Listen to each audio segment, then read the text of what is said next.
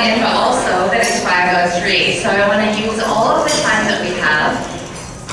We have a few more chairs coming in, at least 10, maybe 15 chairs coming in if you don't have a ticket, because we promise every year that you can come without a ticket. We want you to be able to be part of the program, even if you don't want or can't spend money on something like this. So there are chairs coming for you. Also, we're going to end up having extra tickets, like I have one right here. If you didn't buy one, but you do want to eat, we want you to eat, I want to give you this ticket. And then at some point, inevitably, there will have ended up being a few extra meals for the people who bought a ticket but they didn't come. So we'll try to get you into a chair with food. We don't want the food to go to waste, and we want you to be fed. So, all of that is housekeeping, and we're going to keep tending to it as time goes by. My name is Annalisa Gross, by the way, and I'm one of the steering committee members of Women's Caucus, and I am joined by Em and Sandy. Sandy, would you wave? This is Sandy Evans-Rogers and Em Gresh waving. We are your steering committee of Women's Caucus. We could use some help. It's just 3 of us. We're all busy pastors doing a lot of things. We would really love some help. So if, as the evening goes by, you're intrigued to be part of the steering committee, all volunteer of Women's Caucus, keeping feminist conversation and movement alive in the Church of the Brethren, please talk to one of us now or later, because we would love to have you. On that note, I would invite you to raise your hand if you have ever been on the steering committee of Women's Caucus. Thank you. Jen, Deb, thank you. Kathy, Cindy, thank you. Carol, did you raise your hand? Yeah, Carol. I was expecting a lot more than 5 hands tonight. I don't know if people are being shy or if they're just still trickling in. On your table are notebooks for you to take home, leaves that are part of the effort we're sharing with VMC this year at our shared booth. We are leafing out a tree of resilience together, so there are prompts up at our booth, but also we just wanted to decorate the table, so we know that green is essential to our healing as humans.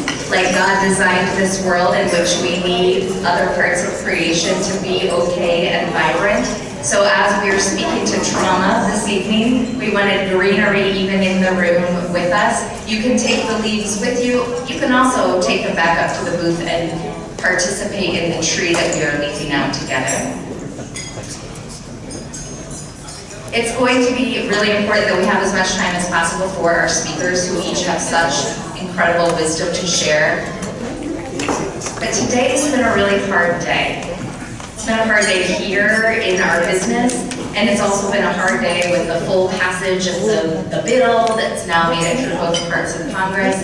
And so I would like us to start by just tending to trauma together, and the best way I thought of we could start is to sing. So there's a song we were using earlier today for this exact same purpose. You might have been there. It's page 19 of your conference book if you have one. If you don't have one, you're going to catch on really easily too. There is more love somewhere. Of course, I don't have a book, so I don't remember which order the words come in. But I know we start with love. I'm going to get us started, and then I'm going to go stand next to somebody who has a book, so we can get through all the right words. And then I'll give us our table talk and we'll start eating. No, I thought that was There is more love somewhere. There is more love somewhere. I'm gonna keep on till I find it. There is more love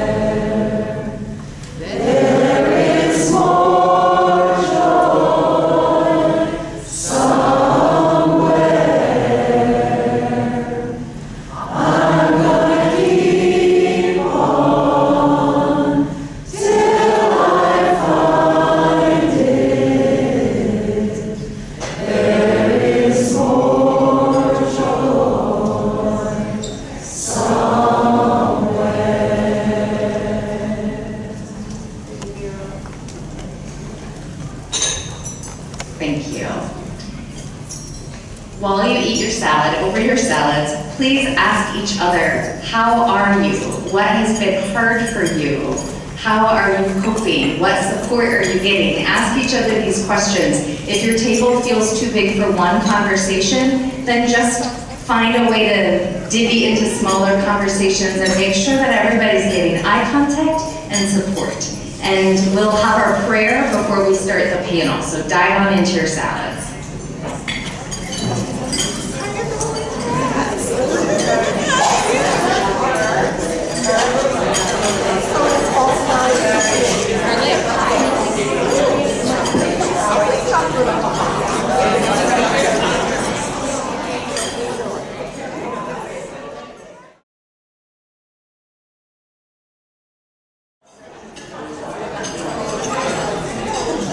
Good evening again.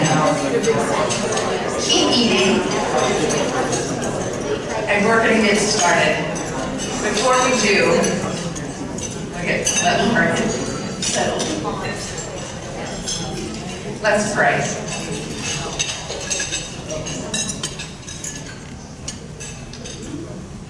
Gracious God, lover of our souls, Spirit, healer of our hearts.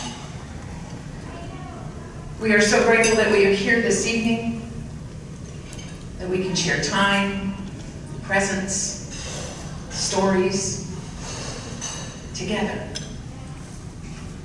We ask that you be with us this evening,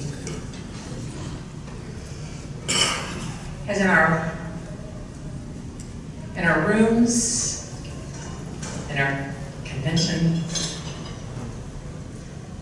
in our hearts, in our world, in our culture, in our community. We are sometimes feeling beat up. It's hard right now to breathe deeply, but we know we must. And to do it together in community, to support one another, to hold each other in tender care, without judgment, with respect, with wholeness, with openness, with grace. We are grateful for the talk we have had around the tables, and we come now to listen and to hear how we have shared and experiencing and are experiencing collective trauma together in the body of Christ. May we listen with open hearts, tender souls, holding each other up, seeking to be present with one another. It's in your spirit we pray. Amen.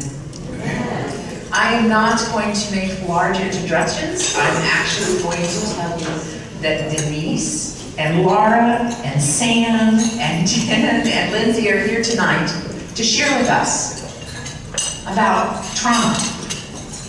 Because I would suspect everyone in this room at some point in time, at some place in time, have experienced trauma, individually or collectively in community.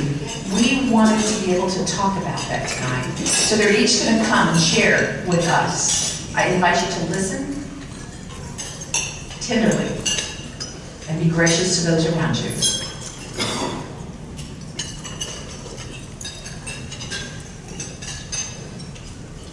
Trauma comes from the Greek word for wound, and in many ways it's often the wound that we return to over and over, or perhaps a wound that does not completely heal, where the scar tissue might restrict our movement or create an inability to feel, or causes us to fixate on the site of our injury. Trauma is our internal reaction to events, which is why two people might have the same or similar experiences, but one person experiences trauma while another person might not manifest trauma in the same way. Collective trauma involves how groups of people respond to shared negative events, such as natural disasters, wars, pandemics, persecution, poverty, and the list goes on and on. Whereas individual trauma relates to how one person might experience such issues, collective trauma can lead to changes in policies or change the way that group members interact with each other. For religious communities in particular, the meaning attributed to a specific story can influence the experience of trauma regardless of the actual events that happened. A narrative can perpetuate the trauma because it becomes part of our shared collective memory. What constitutes collective trauma in Brethren history? By most measures, the amount and measure of collective trauma experienced by the early Brethren, for example, was minimal compared to many others. The Anabaptists of the 16th century experienced extensive collective trauma as they watched their mothers, fathers, brothers, sisters, siblings, and children executed at the hands of the state. Their very existence threatened the God-ordained order of society, at least in the eyes of the establishment, leading to torture and execution. When there's a unification of civil and religious authority and structure, anyone who opposes those systems and structures are seen as falling outside and therefore potentially worthy of punishment. In my short time today, I'm focusing on two facets of collective trauma from a historical perspective that the Brethren have experienced. The first is things that are external, that were imposed from the outside, and the second is things caused by internal strife. So external forces are often a little bit easier for us to talk about or identify because it's something that comes from outside of ourselves. So for the early Brethren, persecution, as I just said, wasn't as big of a problem, was not extensive, but one thing that was forced relocation and immigration, which created an experience of collective trauma for the first generations of Brethren.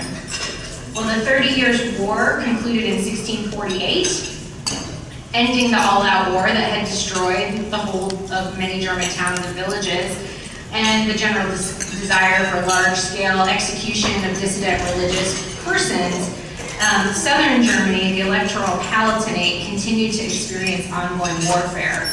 The Dutch War of 1672 to 1679, the War of the Palatinate Succession, or 9 Years' War from 1688 to 1697, both saw French, German, and other armies moving across the region repeatedly. And when the army came to town, it meant pillaging for supplies, confiscating grain and livestock, and often physical and even sexual attacks against local persons.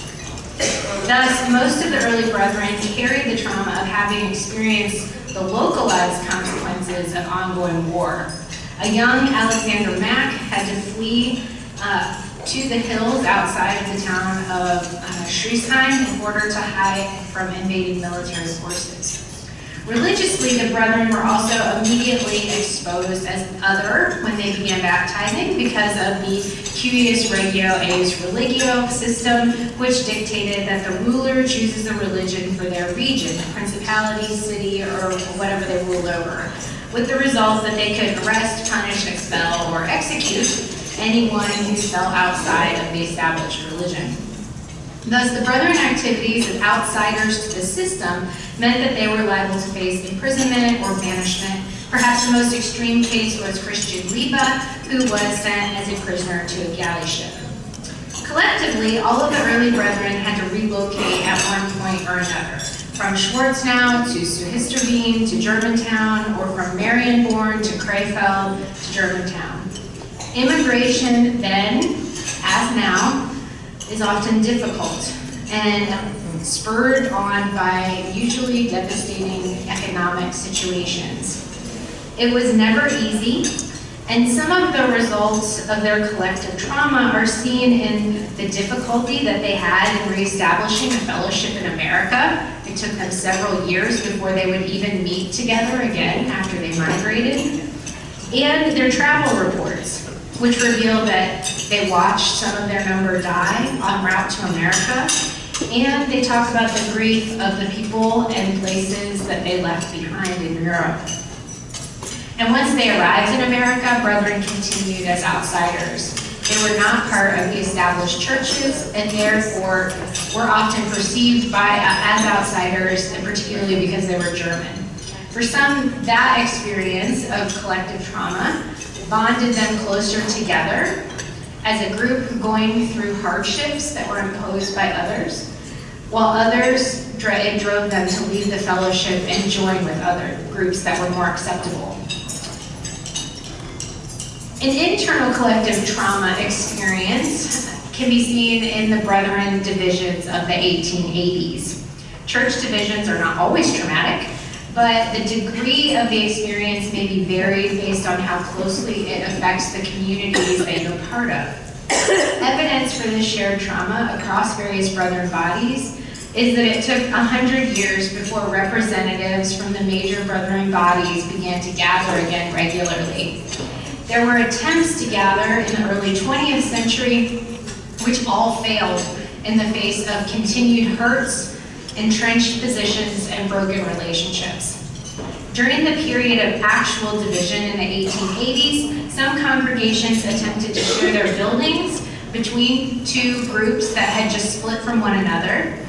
Sometimes that sharing worked, and in other cases, one group would change the locks on the door so that the other group couldn't get in. We can also see the shared sense of trauma in the policies that were passed during that period regarding one another, from the 1890s through the early 19-teens. If someone was baptized by a Brethren elder in the correct manner, by trying forward immersion, but they came from a different group, the question was repeatedly asked, was that baptism legitimate, or did the person have to be rebaptized? The answer was yes, they have to be rebaptized. I read these sorts of dynamics as an expression of the pain and challenge experienced in negotiating broken relationships as a result of these sorts of trauma.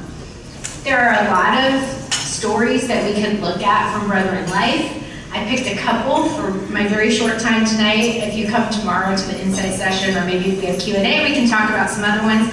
But in some cases, like I said, clearly the dynamic works to push people together, where in other cases, as people try to deal with traumatic issues collectively, it really divides and pushes people apart.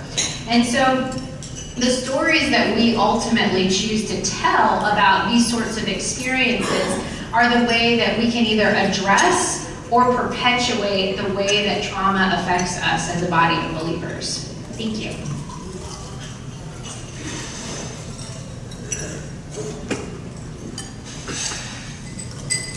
I'm Laura. I'm a district executive in the South Central Indiana District. Most of my career has been in mental health and chaplaincy. And I am setting a timer for myself.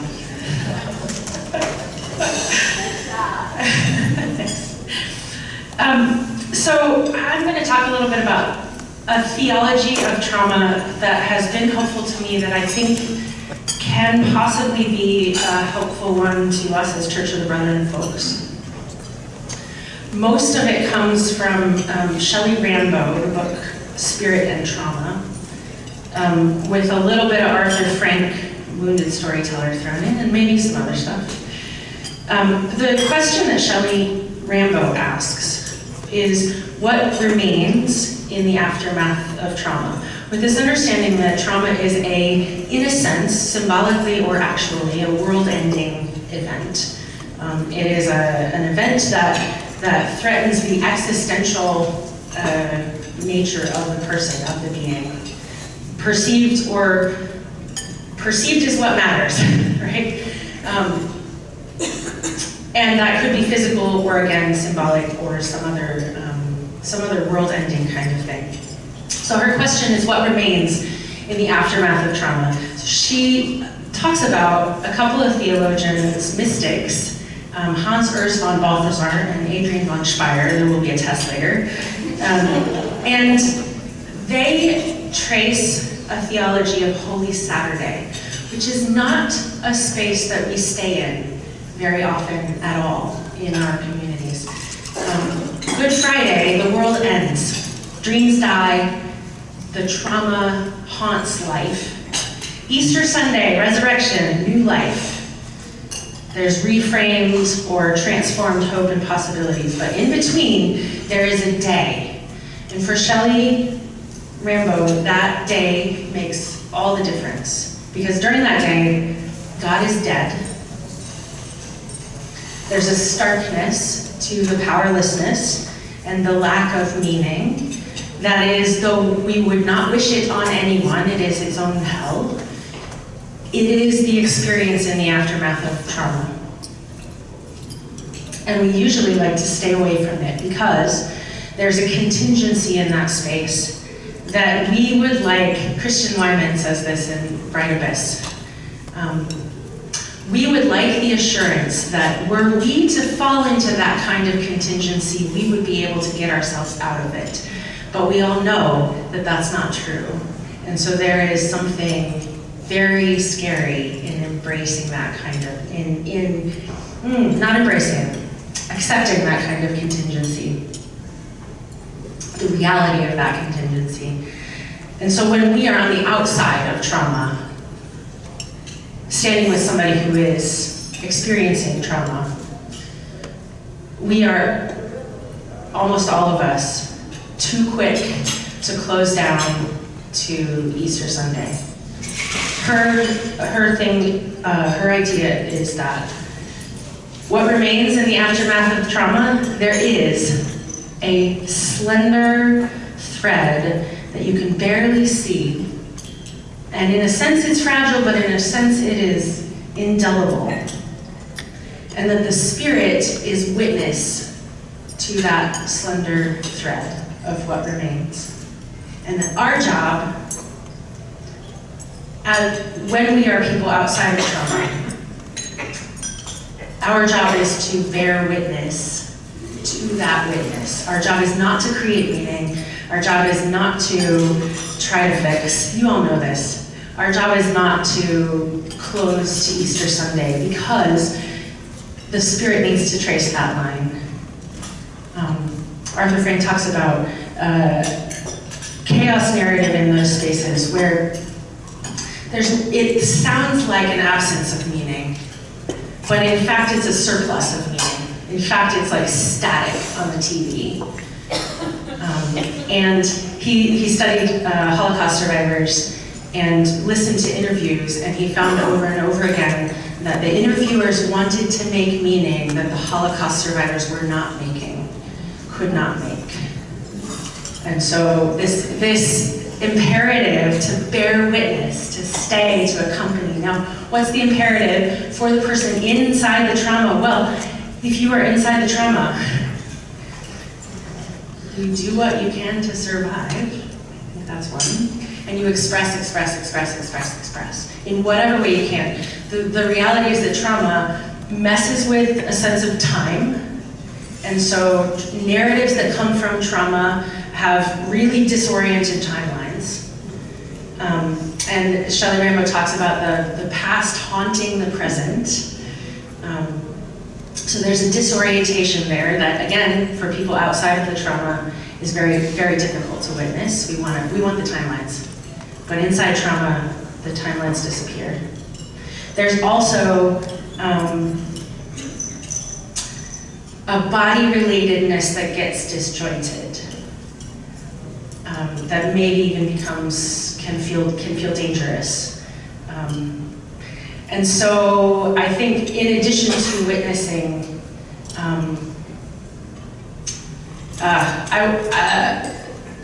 tiny story of my own trauma, we all have lots of different kinds of trauma. I was in a moment where I thought I was going to be blind and paralyzed by the age of 35. That's where I was. Thank God I'm not there now.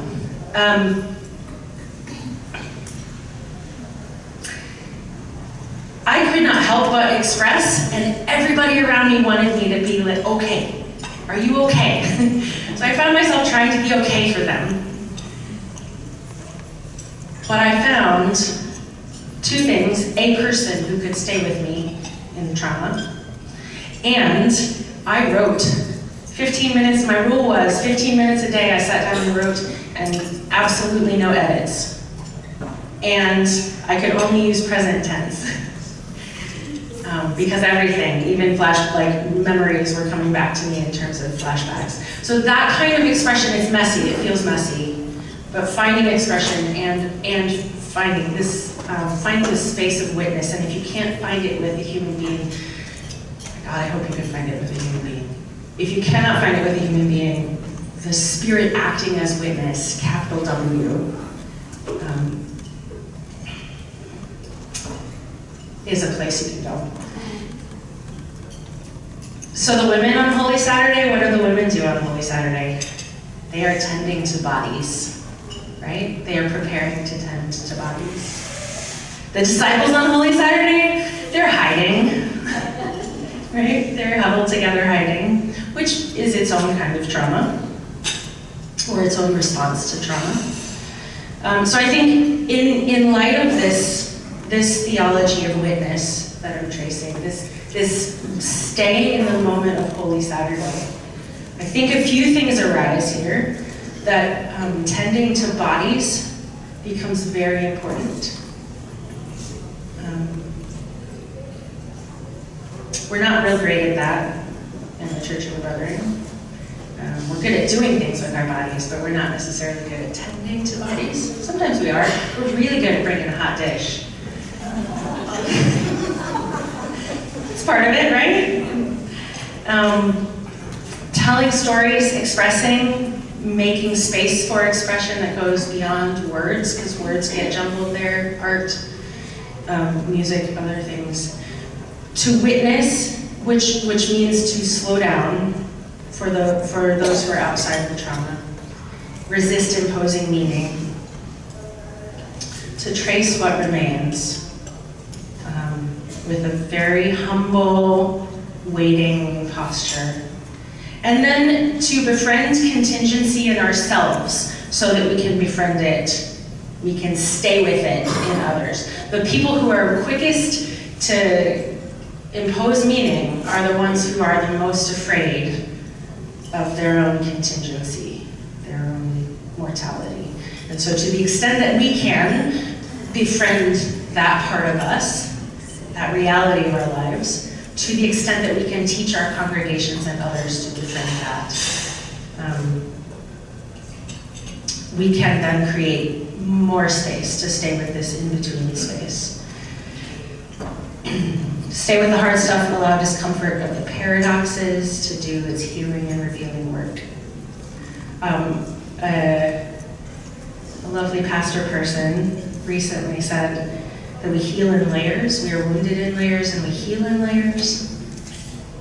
So remaining with that and recognizing that spiral, right? We come back and back and back again to these same places.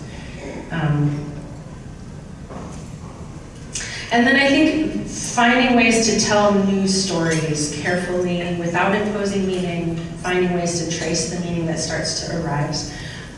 Because a trauma story will get stuck.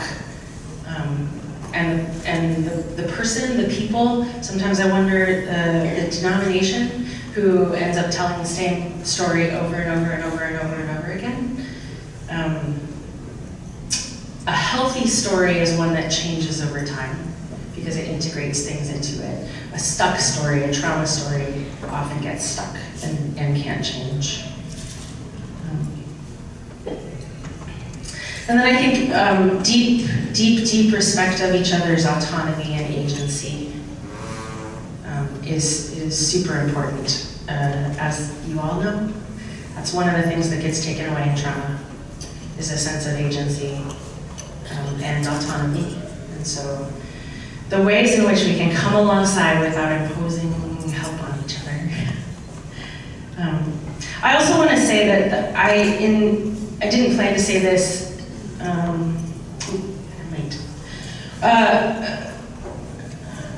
Read the book, it's dense, but one of those books that I read 15 years ago and it still is changing my life.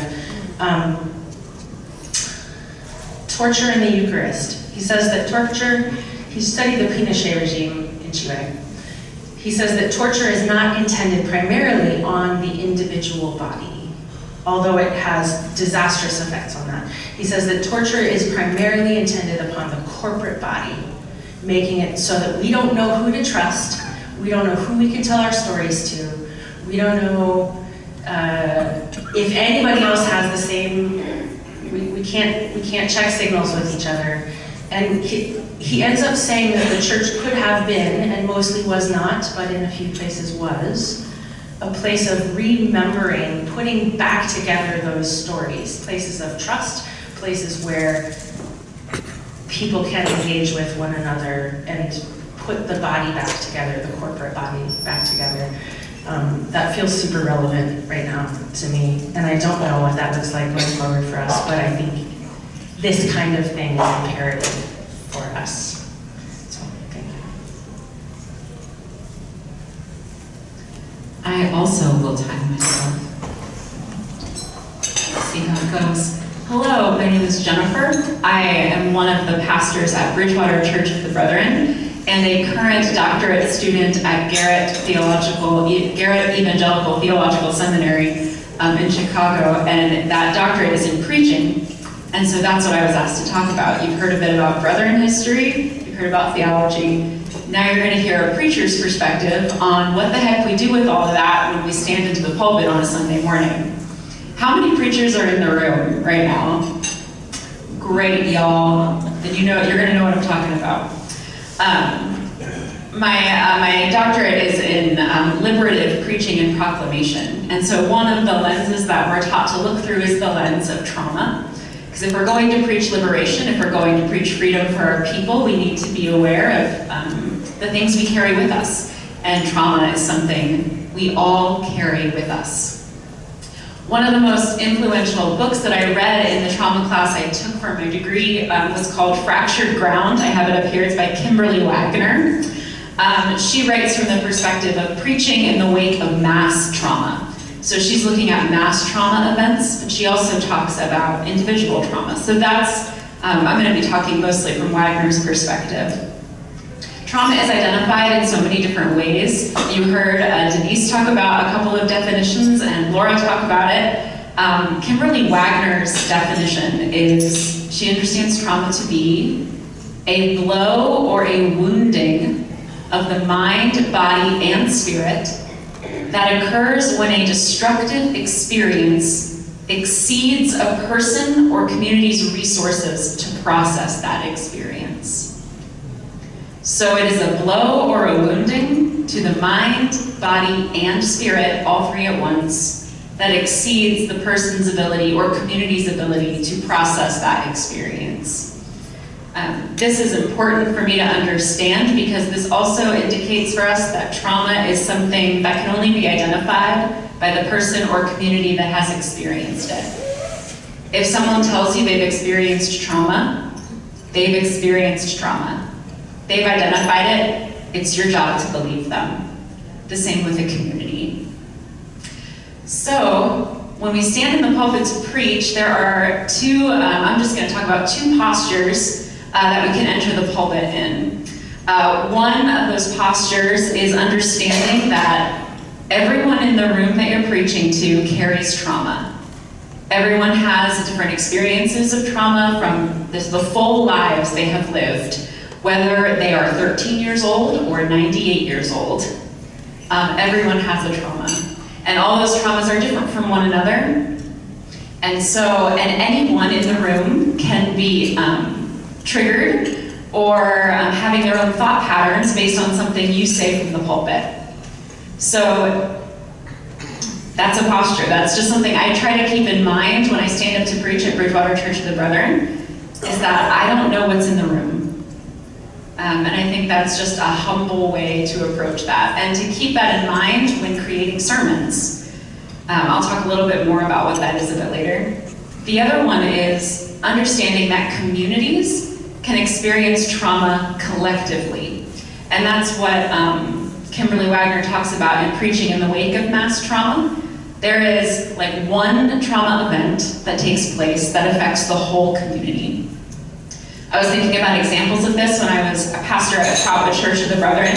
There was one fateful Memorial Day when 17 tornadoes touched down in our community, 2 miles north of my church, and the whole community was affected. Not just our church, but our whole district. Like, it was a huge thing. We were all affected. And that Sunday, someone had to stand in the pulpit and say something. And after our church, the brother, and that someone was me. And I knew what to talk about. And I knew kind of what, I knew how to preach because I knew we were all processing the same event. Now, we're all individuals in a community, so everyone processed that event differently. Not everyone understood that event to be personally traumatic, but it was traumatic to our community. And so these two different postures, one, addressing an event that everyone has an understanding about, and two, understanding that everyone has trauma and you don't know who you're talking to. Kimberly Wagner talks about two different kinds of preaching. And the one that has to do with mass trauma is called trauma-responsive preaching, and that's dealing directly with that large event like a tornado touching down in the valley. Or in my context now at Bridgewater Church of the Brethren, talking about our relationship with the Shenandoah District. That is collective trauma. And I can talk about that if you come to our insight session or if you have questions. But I think the one that affects us most often is this trauma-aware preaching as preachers. When you step into the pulpit and you don't know who's in the room, what do you do? How do you do that? So trauma-aware preaching requires preachers to be sensitive to possible triggering words, stories, sounds, and spaces. You never know what could be disruptive to someone. And just being sensitive to that. Over the years, I've learned that trumpets can cause trauma triggers for some people, loud noises, like organs. Organ music can sometimes be difficult for people. Father's Day, Mother's Day, even for some people, walking into a church building can be a trauma event for them. So being aware that those things are present in the room with you almost every time you step up to preach. There are certain sermon images that are difficult for people. Yeah, those kinds of things. Trauma-aware preachers, while we're sensitive to those things, triggering stories, images, sounds, and spaces, that does not mean we avoid talking about trauma. Trauma-aware preachers do not avoid this. On the contrary, they're willing to name, acknowledge, and address difficult traumatic topics with pastoral sensitivity. And it can be quite healing to do this. I know a couple years ago I preached a sermon about divorce because I am divorced and it was a traumatic experience for me. But when I preached that, other people in my congregation who had been divorced were opened up. And hearing divorce named for what it was, for the difficulty it is, for the trauma it is, and how it's talked about publicly from the pulpit was liberating to some people. So it can be really meaningful to name a trauma for what it is. It helps sort of, I guess, help everyone else know they're not crazy, you know? Like, this is a trauma, if it impacts you, it's real. It can be really meaningful for people to hear that. But again, done with pastoral sensitivity. You don't want to be the wrecking ball coming into the room and opening up wounds sort of on purpose. Third, a trauma-responsive preacher or trauma-aware preacher should work to resist easy answers, like Laura was talking about. Simple theological solutions, phrases like everything happens for a reason, are not helpful. Stories with trite or unrealistic happy endings fall really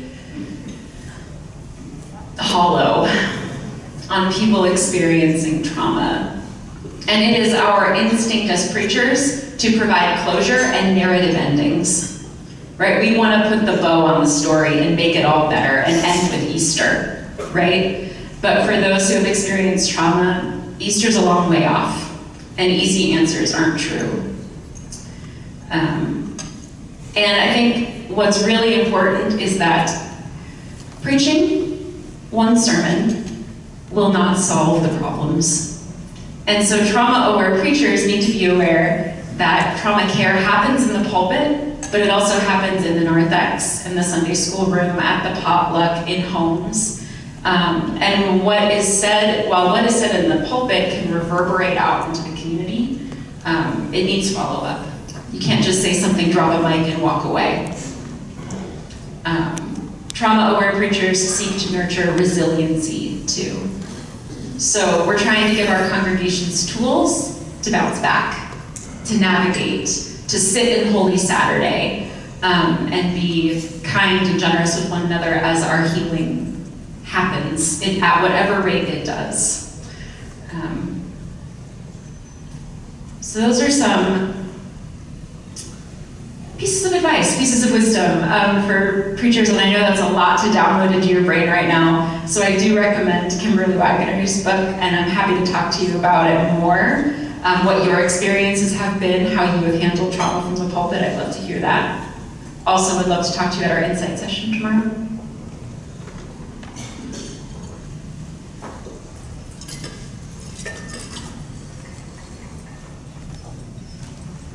Hi, my name is Lindsay. I'm from the Mid-Atlantic District.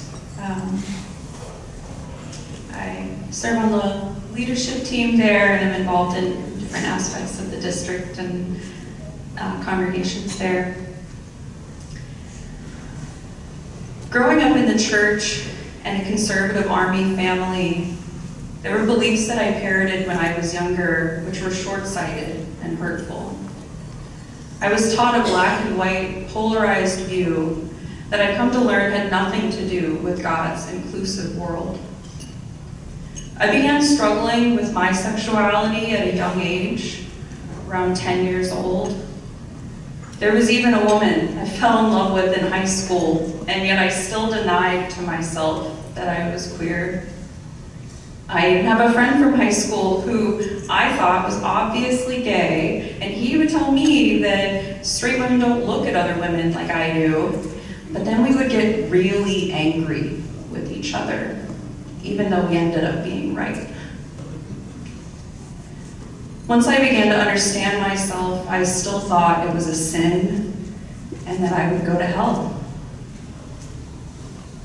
But after I finally accepted myself, around the age of 18, I rejected the church for a few years because their hypocrisies had become so apparent to me. It was only after focusing on college and grad school, where I studied psychology and neuroscience, that my deeper understanding of science was actually what brought me back to God. I went back to my home church and started being pushed into leadership positions. By that time, I was an outspoken progressive activist, and they let me challenge them to truly act out their faith in the selfless ways that Jesus taught. I was eventually called to the Mid-Atlantic District leadership team, where I've served as chair and vice chair the last few years. When the first congregation in our district wanted to leave, we held a listening session where many of them said they believe that gay people are demons.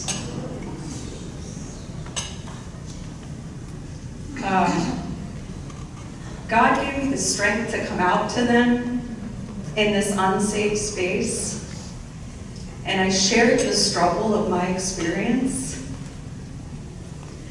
I asked if they had ever gone to God in desperation and received an answer to the question that they knew hadn't come from their own mind. And many leaned forward and nodded, yes, I wanted to hear more. I said that years ago I went to God in desperation, and I asked if I was wrong. And the voice I received in the back of my head responded, "To love is not a sin." Many groaned and sank back into their chairs. Too much in the Bible about being loving and inclusive for their taste, I suppose. It took me about a year to fully grasp the weight of them saying gay people are demons. From experience, it does take about a year to really let your trauma hit you. It hurt me deeply when it finally hit me. They don't even see us as human. Although some admitted later to others that I had helped to show them my humanity.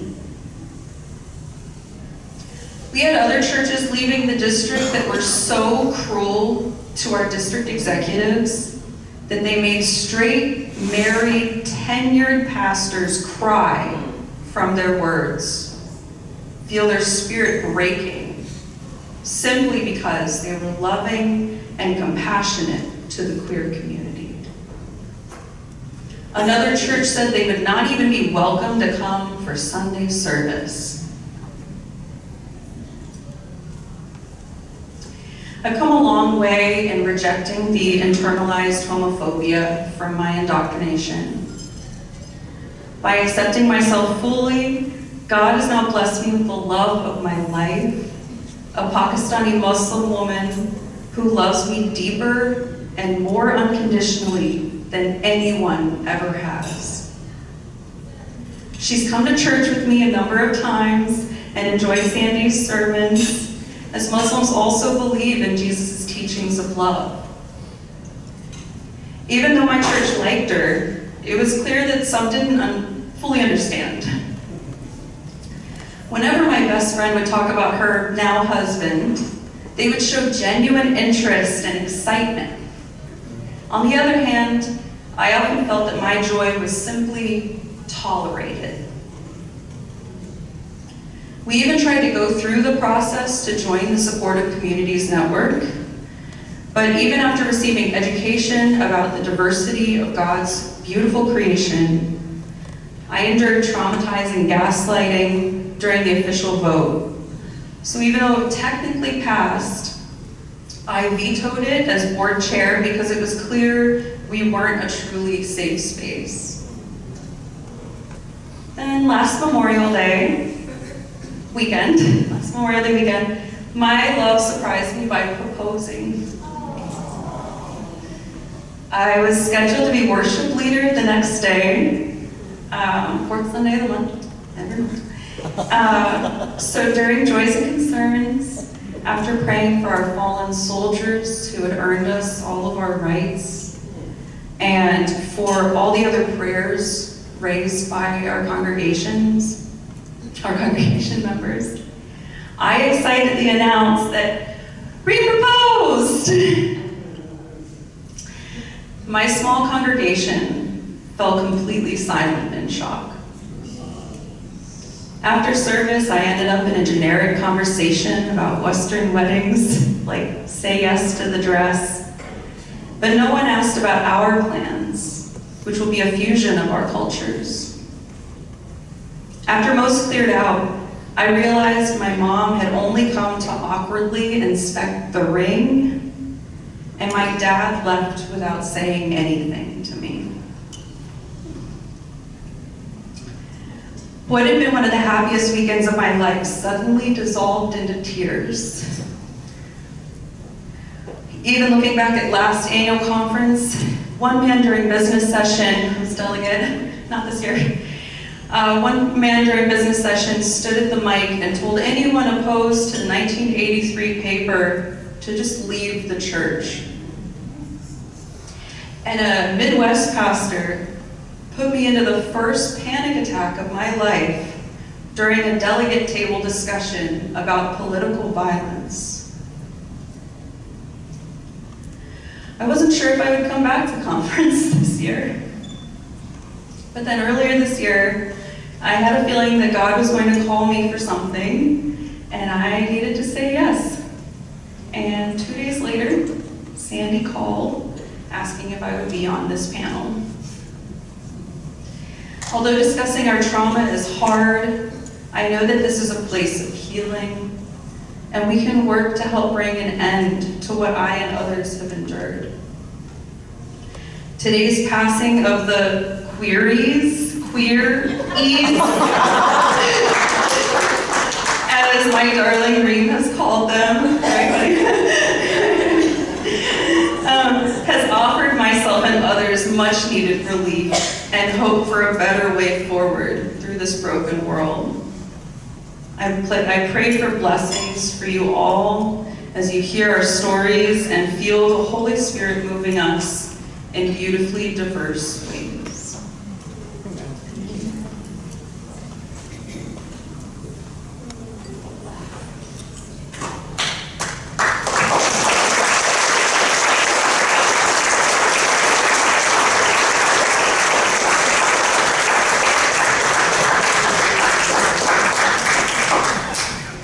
Wouldn't it be nice if we had more time and you could ask some questions and our panelists could ask each other questions? That's not now, but that will be tomorrow at 12:30 at our equipping session. They will all be back and we'll engage with each other. So instead of trying to rush through anything, I would just like to hold this in witness.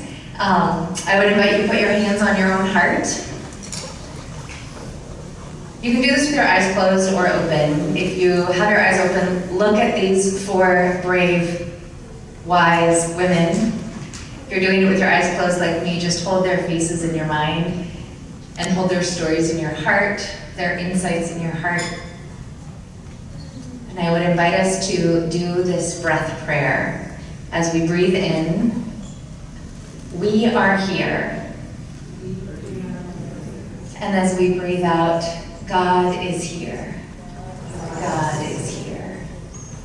We are here. God is here. And now in silence with your own breath, continue. Those words are the words that work for you.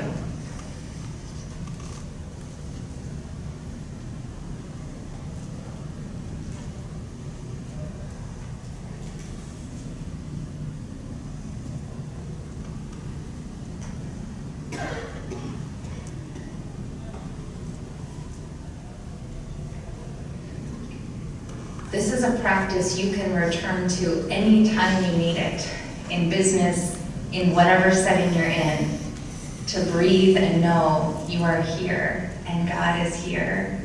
So we are going to end this evening, I know it's Friday night, but in this spirit of Holy Saturday, in the witnessing and waiting, and urge you to come together again at 12:30 tomorrow. One more thank you to our panelists.